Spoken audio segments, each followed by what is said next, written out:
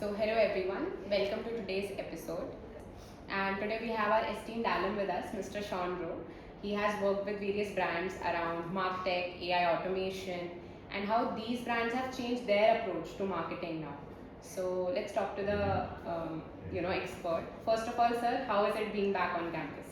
Well, it's been really good, and being a pass out of 2020, in the last 5 years just coming to campus, it's great to see so much that's changed.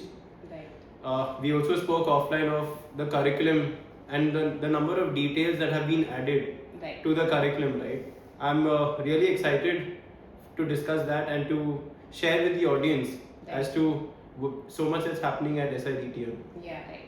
So, sir, we always talk to, different students who are actually appearing for MBA, who are coming on to, the MBA journey, and they're thinking about how the advent of AI has, changed the approach to marketing now. Right. So, coming on to that, I want to ask you how, in your experience, do you think marketing will change in 2026, and what are the major shifts that you will notice?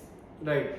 So to begin, I think we are in a very different era now, Yeah. right? And to personally share as well, just the way we are targeted by brands, it's so different right now, right? The traditional media has always been, print, etc., that we've been used to.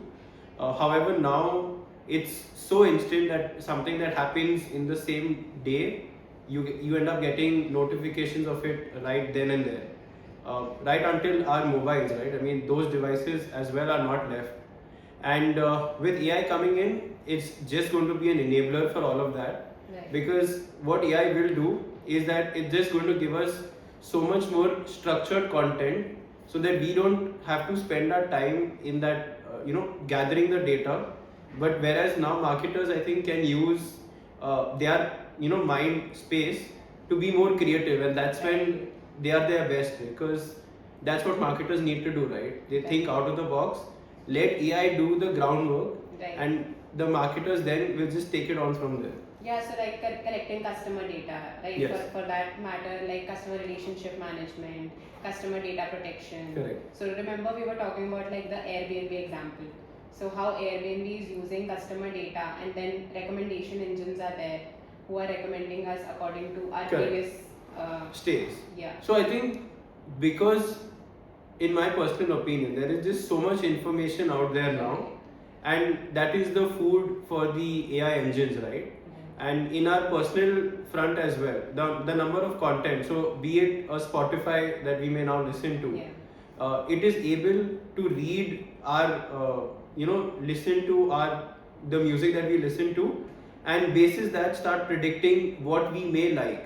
Yeah. And it's reached a point wherein now if we are on a road trip, we will just go ahead and go with my favorites, and we know it's going to be something that we want to keep listening to. So personalized playlists. Yes. And everything. And the same thing comes very heavily when us as marketers want to reach out to our target audience, because that's something that we do as well. What AI allows us to do is get a personalized experience for a lot of the clients that we will serve. For example, we have so much of client data now, we know what exactly they want to consume. Now it's on us how we serve it to them, right? Right. And in what best way can we serve it? So I think AI very much is going to be an enabler, and is an enabler in today's time. Right. And even for that matter, in our recent curriculum class also, we were studying about the mark stack consolidation. So how marketers want to consolidate one tool into that, who does a lot of work. So for example, we were using for Hootsuite for one thing, and then we are using some other tool for some other data collection. But now marketers want the mark stack consolidation wherein we use only one tool for all the work. So that's very right? Because if we even look at probably platforms like HubSpot, that's one to name. Earlier was just known for its email content that it would put out, but now it acts as a place wherein you get all your solutions at one place, right? The reason why that helps is because now we don't need to monitor multiple platforms, and thus just being on one platform, we are going to be able to reach, what we need to be reaching out to. Also, what it allows to do is that we can now reach out to the client in various forms in which they want to reach out. So personally, when myself, I'm planning a campaign. I don't want to be managing 10 dashboards, right? I want all the data to come at one place, right from the leads that get delivered to the way they are funneled through the channel, and then they are passed on to the sales. So SFDC, which is Salesforce, it's our go-to, at least at the place that I work. Exactly, yes. We've also streamlined a way in which the leads, once they are delivered, are automatically loaded there, and everything needs to be recorded right until the deal is won. So that saves a lot of time on the admin side, allowing sellers to do the selling and marketers to do the marketing. Exactly, right, sir. So, of course, with the advent of AI, we can talk about the fact that what you guys are looking into students having this kind of knowledge and being able to use AI to their advantage and their creativity in that area. So, basically, adding on to that. Correct. Yeah. So, even whilst you said students, right? It's very important that at this juncture they realize how to use it, because the prompts are the game changer here. And whilst probably message to all students will again be, and myself being a student, even whilst working, is to keep learning how to be good at this AI game, because it's a game changer going forward as well. AI can do so many things for us as marketers, to be more creative in ways that we may have not even thought of, right? It will allow us to have the personalized messaging to all our clients, and just the way they like it delivered as well. Yeah, so that's what we are also learning in our curriculum, how to customize the customer journeys for them, how to give better recommendations based on their experiences. So definitely, I think that's a big thing that people need to have knowledge about. I think another thing, I had a discussion with another person, and they happened to tell me that y'all are encouraged to use AI tools. So could you let us know that, and how is that going? Definitely, I think using AI is something to your advantage is what we need to understand. A lot of people even today are very anti-AI. That okay, why are we using AI? Is it killing our creativity? But I think using AI to your advantage is what will benefit you in the future. So as you said, that you don't want to do a lot of groundwork, right? You want to use your creativity to your advantage. So that is what we are also doing. So collecting customer data, I don't want to maintain like 10 Excel sheets and 10 dashboards as you mentioned. I want AI to do that for me and then use it to my advantage so that I can deliver better to the customer. So this is what we are also getting taught in our classrooms, wherein we can apply tools to our advantage and then use it for the future. Another one that I can tell you on our side that works really well is when we are planning campaigns, right? A lot of the times content needs to be regionalized in various languages. Now, getting AI to do that is a good start. Right. Of course, we need to make sure there is someone to vet it. But now the time to vet it is much lesser than the time to generate it, right? So that same task would normally take about 3 to 4 hours getting it translated. Now gets translated in about a couple of minutes. Right. Someone who vets it does it in about 25 minutes. That's a very good time saving that we get. We do that to also then brief into our various teams, and then they start creating the creatives as per the content that's been created in the localized language. That we've seen has made a very big difference, because the customer feels that the information is very personalized to them and they resonate with that a lot more. Yeah, so the influence of AI content creation for that matter has also increased. Definitely, yes. So sir, with like buzzwords like Martech, AI, automation, me myself being from a non-tech background and being a fresher, I feel like whatever we study in our curriculum is something that is preparing us for the future roles, right? Like, so me being a fresher, I'm not scared of the buzzwords like AI, Martech, or what I will, be able to offer to the customer. What are the expectations, right? So this is something that I feel very confident about. And you were So adding to the same thing, even at my time, I was in a very similar, place wherein I was not sure will it work out, will it not. However, what really helped me is some guidance and mentorship that I kept getting. And the fact that a lot of the faculty have been and until now are very approachable. So there have been times that even in my corporate world I have faced a challenge, but I have not hesitated to reach out to them to just say, hey, I'm working on so and so campaign and I'm sort of stuck here, and if you can just guide me a bit. I think that's been something that's very important and very crucial, so that I always know I have someone to fall back on, right?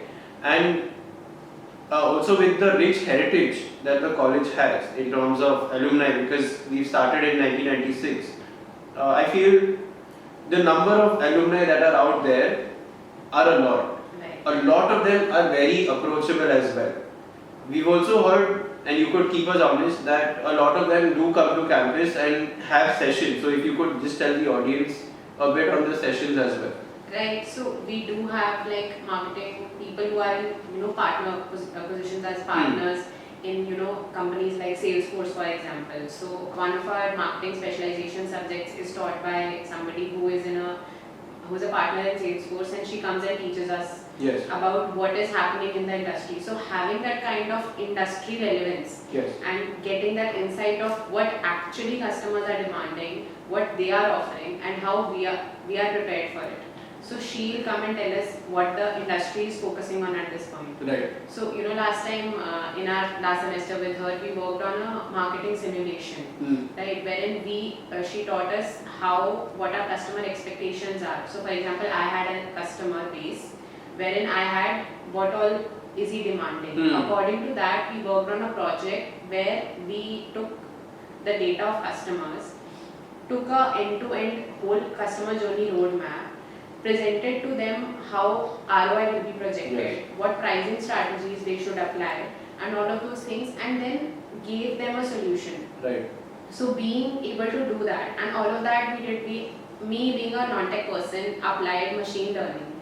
We worked in our labs, our own SIDTM's labs, did cloud computing. We transferred data of customers to cloud, and then personalized their experiences, whatever they were expecting from us, and then presented a solution to them. So this was not like a general marketing project. It was like a whole consulting project. It was like I was the marketer who was giving something out to the audience, like out to the customer. Right. So having that kind of insight and being able to do that as a fresher, and that makes me feel ready for the corporate. Yes. So this is something that I feel very comfortable about. Like now I'm prepared for the corporate world. Also, to add, and it's something we spoke probably offline as well, but for the audience, in terms of how the college is encouraging you to use AI, right? If you can share a bit, because a lot of colleges are yet probably going to think or take a decision whether they want to or they don't want to. But here at SIDTM, I'm hearing that that's already being encouraged, and you are given some sort of a time period wherein you have to be using that. So if you can just share insights and how the faculty is also playing together here in making sure that you are using AI as an enabler, so that when you do go into the corporate, this practice that you've done here is something that you can apply as well. Right. So for example, sir, what our faculties, or for that matter what we are learning here is using AI to your advantage. Yes. Like previously also we spoke about how AI will help you reduce your workload. Yes. Right. So I have ideas in my mind that I need to apply, but I don't want to do the grunt work, right? Correct. There are things that AI can do faster, quicker, and can enable me to present my project better. Right. So for example, in our project, as I mentioned, so for personalizing experiences, how I want to personalize an experience is my approach, right? But how I want to extract the data and how I want to take relevant subjects from it and use it to my advantage is something that AI will enable me to do. Correct. Right? So being able to do that, you need to have knowledge of AI, how to use AI to your advantage. So AI like cloud, ChatGPT, it is helping you in a way that you can use it to make your stuff better. Right? So this is something that even our teachers help us with. instead of being like, I hear with my friends in other colleges that how you are not supposed to use it. Yes. There should be no flag, nothing. Yes. But the thing is that how will you use it better? Because AI is not something that you can just stop using. That's right. So instead of being an anti-AI person, we are being prepared to use it better and become better managers of AI, so that we are able to apply it better in our corporate journeys. I think for me, I really like a word that you just said, which is managers of AI. Yeah. And I'm really hopeful to see the new batches coming out from college coming out with that type, because we should be the first at SIDTM to have something like that, and we then as an alumni will be very proud to say that hey, my college is getting these guys out. So I think kudos to the team at SIDTM and the curriculum that is encouraging this. Yeah. Yes. Yes, I would also say this, that it was your this thing, that how we are being prepared. In your experience, how would you say that what are the skills that you are looking forward to as a person who is in the industry himself? And how we are prepared, or like what are you expecting out of the people that you are looking to recruit in your company for that? So, whilst I speak holistically, a lot of the times when companies are recruiting, and now that I've spent about 5 years at one organization, clearly understood, there are certain things that they look for in when they are hiring someone. A lot of the people have the skills. It's about how you put it to use and how you are able to, make an impact in the organization. Something else that's very important and that's often missed by a lot of people is they get stuck in their business as usual stuff, right? When you are coming to a corporate, I know people will say, hey, this is what I'm going to do. But the only time you are really visible, I would say, is when you do stuff outside your comfort zone, when you do stuff that no one has expected of you as well. Exactly. So, for teams that are preparing, I would say be ready for the challenge. I think SIDTM, in my opinion, pushes you to the limit, right? Yes. And it's only when you are pushing yourself to the limit will you realize how much more you can actually achieve. And a lot of the times, given that I came as a fresher here, I was under a lot of stress. How can I complete this? How can I?